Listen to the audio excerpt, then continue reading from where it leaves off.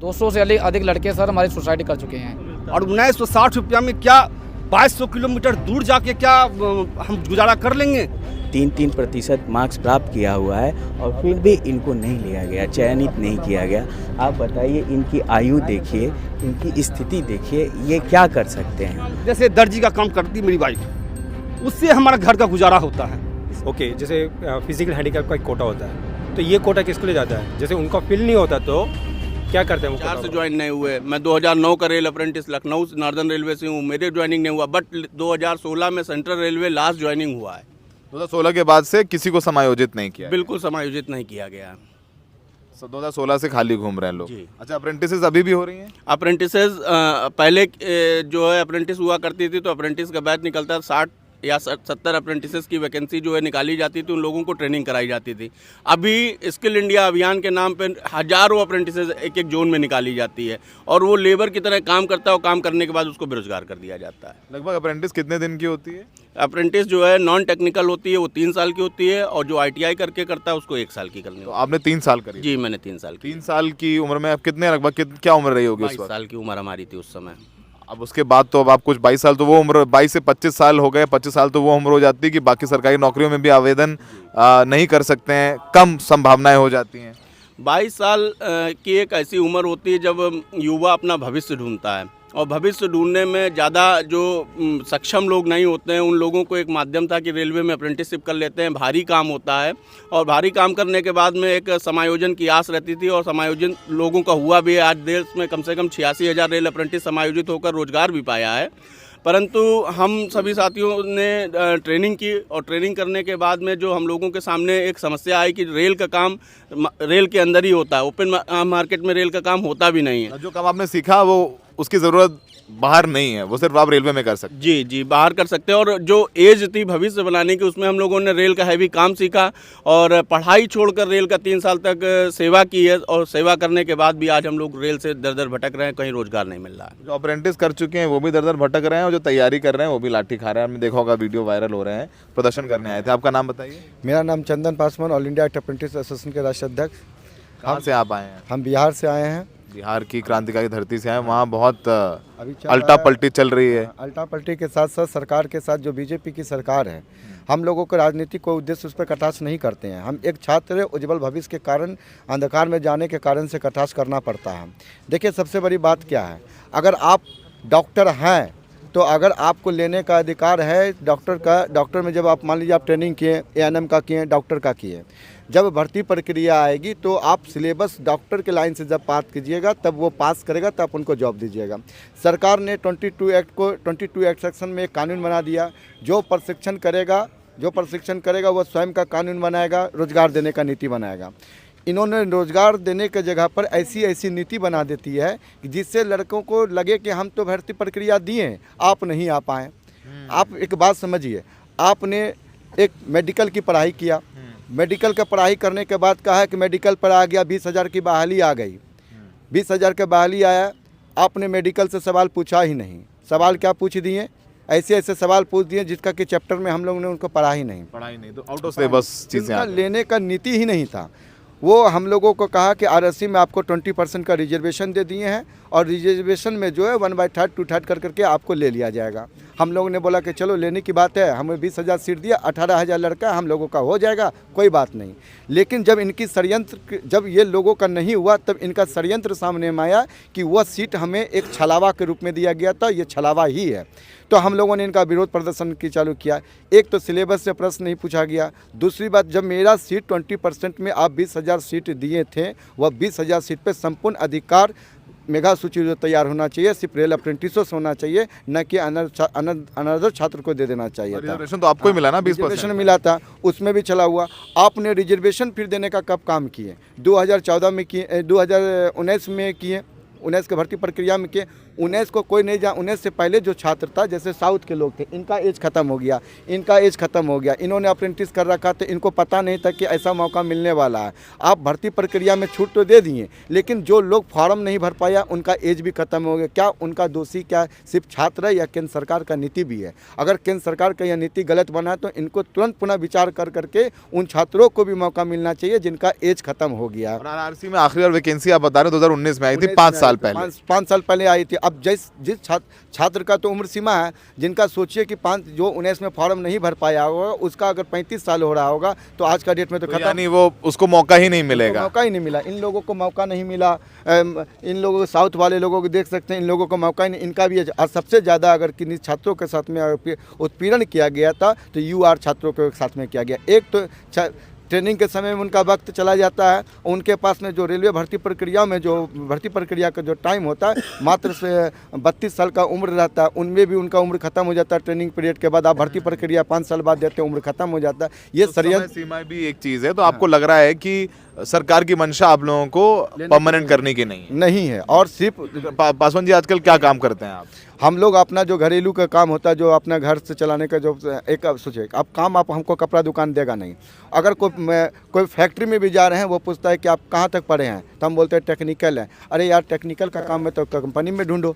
अब बिहार में जरूरत, बिहार में कोई ऐसा कंपनी है नहीं जिसमें कि हम लोग काम कर सकते हैं। समस्या एक नहीं अनेकों है। मतलब टेक्निकल मतलब आपका जो स्किल है वो इंजीनियर वाला है और काम मिलेगा नहीं। आप इंजीनियर के साथ साथ कि रेलवे का काम में आप बताइए, प्राइवेट जो है इंजन कारोबार कहाँ कर रही है? कहाँ इंजन बनाएंगे? इंजन का नट कसने का काम किया, इंजन को खोलने का काम किया, मालगाड़ी आईसीएफ में जाकर के ट्रेन बॉगी को बनाने का काम किया। उस कंपनी में जो काम रखा जा रहा है ट्रेनिंग के हिसाब से उनको पेमेंट नहीं किया जाता है। आपका नाम क्या है? मेरा नाम प्रवीण है। प्रवीण, आप कहाँ से आए हैं? सदन जोन से, चेन्नई से आए हैं। चेन्नई से। You are from Tamilnadu. Tamilnadu या। So you people are here to protest, यहाँ प्रोटेस्ट करने आए हैं आप लोग। डू यू थिंक दैट आपके जो ग्रीवियंसेस हैं सरकार वो सुनेगी या अब तक उन्होंने सुना है? अभी तक तो सुना नहीं है। और मैं बताता हूँ आपको, सदर्न जोन में जो प्रॉब्लम जो हो रहा है, जैसे कि 1998 बैच से लेकर अभी तक सदर्न जोन में किसी अप्रेंटिस को बच्चे लोग को लिया नहीं है। जीएम पावर एक लागू किया जाएगा कि 2016 में जीएम के पास एक पावर था कि वो खुद डायरेक्टली रिक्रूट कर सकते हैं। जो भी अप्रेंटिस जो फिनिश कर आ रहे हैं, कोर्स कंप्लीट कर रहे हैं, उनको डायरेक्टली ले सकते हैं। ऐसा ऑर्डर दिया गया था 2016 तक। लेकिन सदर्न जोन में क्या किया है, 98 से लेकर 2016 तक किसी को भी रिक्रूट नहीं किया उन्होंने। अच्छा, तो ये हमने कई बार जैसे कि मिनिस्टर से भी पूछे, जीएम से जाकर पूछे, लेकिन उनकी तरफ से कोई प्रॉपर रिप्लाई नहीं मिला हमें। अच्छा, कोई रिप्लाई नहीं, प्रॉपर सपोर्ट नहीं मिला हमें। और जो ये अभी एक जो एग्ज़ाम अभी एक नया स्कीम निकला था, जैसे अभी पॉलिसी रेलवे पॉलिसी निकला है 2016 के बाद, ये है 20% कोटा का। 20% कोटा भी दिया गया है, लेकिन वो 20% कोटा भी टोटल कम्प्लीटली फुल नहीं किया है। ये total course complete act apprentice को देना चाहिए। इसमें भी उन्होंने क्या किया है, जैसे उसमें सब 1/3% भी जैसे कि आउटसोर्स को दे रहे हैं, पूरा बाहर से दे दिया। हाँ, बाहर को दे रहे हैं। 20% यानी जो 20% में आप लोगों को रिजर्वेशन दिया आरआरसी के वैकेंसीज में, उस 20% में भी आप लोगों के अलावा बाहर से रख लिया, हायरिंग कर लिया। जैसे अभी एक सर्विसमैन कोटा होता है, ओके, जैसे फिजिकल हैंडीकैप का एक कोटा होता है, तो ये कोटा किसके लिए जाता है? जैसे उनका फिल नहीं होता तो क्या करते हैं, वो कोटा को रिक्रूट करते हैं, तो वो टोटल कोटा उन्हीं को दिया जाता है। तो सीसीए को भी सेम कोटा के हिसाब से देना चाहिए। यस, ठीक है। अप्रेंटिस को ही मिलना चाहिए। अप्रेंटिस को मिलना चाहिए। सरदार जी, आप कहाँ से आए हो? सर हम पंजाब से आए हैं। सर ये जो प्रॉब्लम है जो हमारी, सर हम सीधी जो एलिगेशन लगाना चाहते हैं सर, ये भाजपा सरकार से हैं।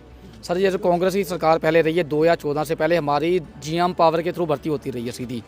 सर उसके बाद ऐसा है कि इन्होंने ना हमारी 5 साल जब सत्ता में मोदी गवर्नमेंट आई है, तो इसको आने के बाद इन्होंने मतलब हमारी भर्ती को 1 से 5 साल के लिए रोक दिया। और 2019 में इन्होंने एक 20% कोटा, 2016-17 में हमको एक 20% कोटा दे दिया। जैसे हमारे को पहले जीएम पावर डायरेक्ट भर्ती होती थी हर एक, जैसे हमने आरसीएफ से किया, मतलब अप्रेंटिसशिप की है, तो वहाँ से हमको जीएम पावर मिलती थी, वहाँ से हमको रिक्रूट कर लिया जाता था। तो हर एक स्टेट में ऐसा ही था, मतलब हर एक जोन में। तो सर उसके बाद ऐसा हुआ कि लड़के जो हमारे जो कुछ ऐसे, मतलब सीधी सी बात है सर, कुछ मेंटली डिस्टर्ब भी हो गए हैं। 5 साल से लेके तकरीबन हमारे 10-12 साल हो गए सर। ये हम सीधा एलिगेशन भाजपा सरकार पे लगाते हैं। हम तो सर यही चाहते हैं, जो हमारे युवा साथी जो इस ऑडियो को सुन रहे हैं, जो छात्र है, बेरोजगार है, सर हम यही चाहते हैं कि इस सरकार को सत्ता से फेंक दिया जाए, उखाड़ फेंक दिया जाए। तो अब तक ही हमको कोई इस गवर्नमेंट से अभी तक भी कोई भी मतलब है नहीं, विश्वास नहीं है कि हमारी भर्ती को करेगा ये। अच्छा, अब आप क्या करते हो सरदार जी? अब अप्रेंटिस में तो हुआ नहीं, तो आजकल क्या करते हो? 2012-13 में हमारे पास आउट हुआ हूँ, तो 11 तक हमारी भर्ती जीएम पावर हो रही है। सो उसके बाद हमारी बहुत ही गरीबी में जीवन है व्यतीत हो रहा है। काम हम आपको क्या कर सकते हैं सर, जो भी मिलता हम करते हैं, सीधी सी बात है। तो हम कोई अच्छे घरों से तो है नहीं है सर, ये गरीब आदमी हैं, सब गरीब परिवारों से हैं, कोई अच्छे परिवारों से नहीं है सर। ये सब मतलब काम इंजीनियर का और जो है बता दे, एक मकसद बताता हूँ। अभी जैसे अप्रेंटिस का जो काम कर रहे हैं हम लोग, अप्रेंटिस करते हैं, एक ट्रेन में जाते हैं, कोच में जाते हैं, वायरिंग सब करते हैं। ये वायरिंग सब कहाँ मिलेगा हमें? और कहीं कंपनी में मिलेगा? वो सर्टिफिकेट रखकर हम कहीं पर जॉब भी नहीं कर सकते बाहर जाकर। एक फॉर एग्जांपल मैं बेल कंपनी में गया था, बेल कंपनी में मैंने अपना सर्टिफिकेट दिखाया कि मैंने ICF से अप्रेंटिस किया, इंटरव्यू के लिए गया था मैं। तो उन्होंने क्या बोला, आपको तो वहाँ पर जॉब मिल जाएगा, तो मैं यहाँ क्यों जॉब दूँ आपको मैं? तो मेरे को वहाँ पर रिजेक्ट कर दिया उन्होंने। तो वो सर्टिफिकेट का कुछ वैल्यू नहीं रहा बाहर। जो अप्रेंटिस किया है वह नौकरी रेलवे में ही कर सकते हैं आप लोग, बाकी बाहर कूड़ा है। हाँ वही है।